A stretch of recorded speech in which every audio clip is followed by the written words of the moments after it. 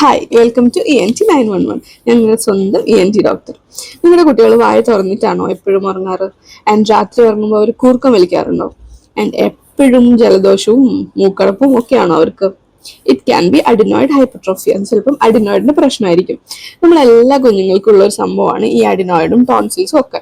അത് ആക്ച്വലി ഒരു പ്രൊട്ടക്റ്റീവ് ആയിട്ടുള്ള ഒരു ലിംഫോയിഡ് ഓർഗന് പുറകിലായിട്ടാണ് ഈ അഡിനോയിഡ്സ് എന്ന് പറഞ്ഞ സാധനം ഇരിക്കുന്നത്. ഈ പിക്ചർ ഞാൻ കാണിക്കാം.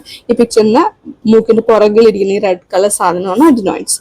അതൊരു ലിംഫോയിഡ് ഓർഗനാണ്. നമ്മുടെ ജേംസ് ഒക്കെ ഉള്ളിൽ കൂടി പോയി കഴിഞ്ഞാൽ ജേംസിനെയൊക്കെ പിടിച്ച് നമ്മുടെ കുഞ്ഞുങ്ങൾക്ക് ഇമ്മ്യൂണിറ്റി കൊടുക്കുന്ന സാധനമാണ് ഒരു 3 വയസ്സ് വരെ.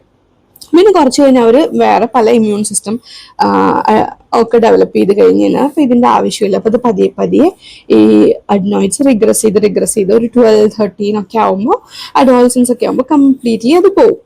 പക്ഷെ ചില കുട്ടികൾക്ക് ഇത് റിപ്പീറ്റഡ് ആയിട്ടുള്ള ഇൻഫെക്ഷൻ കാരണോ അലർജി കാരണോ ഓർ എൻവയോൺമെന്റിൽ എന്തെങ്കിലും ഡസ്റ്റ് അങ്ങനത്തെ സാധനങ്ങളൊക്കെ കാരണം ചിലപ്പോൾ ഇത് വലുതായി വരാം. അപ്പൊ നിങ്ങൾക്ക് ഈ പിക്ചറിൽ കാണാം ഈ അഡിനോയിഡ് വലുതായ എന്താ പ്രശ്നം എന്ന് പറഞ്ഞാൽ നമ്മുടെ ശ്വാസനാളത്തിന് അത് ബ്ലോക്ക് ചെയ്യാനുള്ള സാധ്യതയുണ്ട്. അപ്പം അത് ഗ്രേഡ് ഉണ്ട് 1, 2, 3, 4 50% മുകളിലൊക്കെ ബ്ലോക്ക് ആവാം. നമ്മൾ ഗ്രേഡ് 3 എന്നാണ് കാറ്റഗറൈസ് ചെയ്യുക. 3, 4 ഒക്കെ ആകുമ്പോൾ കംപ്ലീറ്റ് ബ്ലോക്ക്. അപ്പൊ ഡിപ്പെൻഡിങ് അപ്പോൺ ദ ഗ്രേഡിലാണ് നമ്മുടെ ട്രീറ്റ്മെന്റ് വരിക. ബേസിക്കലി ഇതിങ്ങനെ ഈ ശ്വാസനാളത്തിന് ബ്ലോക്ക് ആയി കഴിഞ്ഞാൽ മൂക്കിൽ കൂടെ അവർക്ക് ശ്വാസം എടുക്കാൻ ബുദ്ധിമുട്ടായിരിക്കും.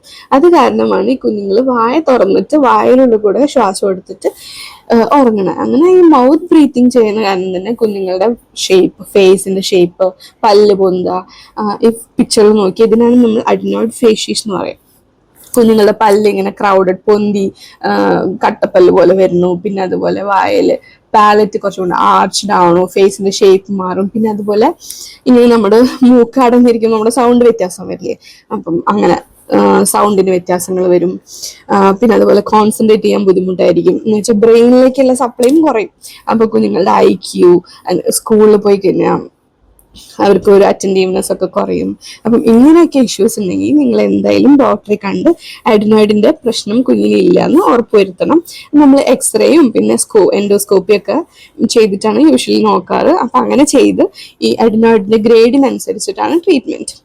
മോസ്റ്റ്ലി നമുക്ക് ഈ ടാബ്ലറ്റ്സും സ്പ്രേസ് ഒക്കെ കൊണ്ട് 70-80% കുറയ്ക്കാൻ പറ്റും. But complete block grade 4 or 3 ഒക്കെ ആണെങ്കിൽ ചിലപ്പോൾ സർജറി ചെയ്ത് മാറ്റേണ്ടി വരും. ഇനി അഡിനോയിഡ്സിനെ പറ്റി കൂടുതൽ എന്തെങ്കിലും ഡീറ്റെയിൽസ് നിങ്ങൾക്ക് അറിയണമെന്നുണ്ടെങ്കിൽ പ്ലീസ് ഡു കമൻറ്റ്. ഞാൻ അതിനെ പറ്റിയൊരു വീഡിയോ ചെയ്യാം. Okay, see you in the next video.